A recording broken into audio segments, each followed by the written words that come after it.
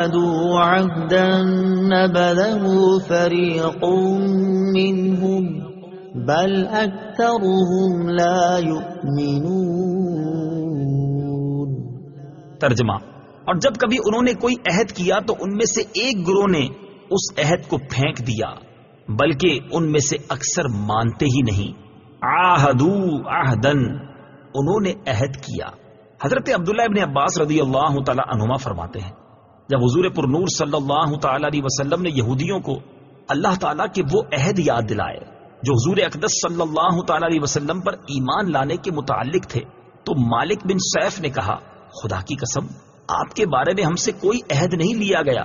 اس کے جواب میں یہ آیت نازل ہوئی اور فرمایا گیا کہ یہودیوں نے جب کبھی کوئی عہد کیا تو ان میں سے ایک گروہ نے اس عہد کو ویسے ہی پیٹھ پیچھے پھینک دیا، بلکہ ان میں سے اکثر یہودیوں کو تورات پر ایمان ہی نہیں، اس لیے وہ عہد توڑنے کو گناہ نہیں سمجھتے اور نہ ہی اس بات کی کوئی پرواہ کرتے ہیں۔ بعض مفسرین نے فرمایا کہ یہودیوں نے یہ عہد کیا تھا کہ جب نبی کریم صلی اللہ تعالی علیہ وسلم کا ظہور ہوگا تو ہم ان پر ضرور ایمان لائیں گے اور عرب کے مشرکوں کے خلاف ہم ضرور ان کے ساتھ ہوں گے۔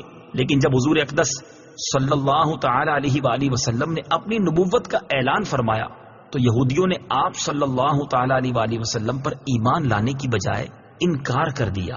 اس پر یہ آیت نازل ہوئی۔ وَلَمَّا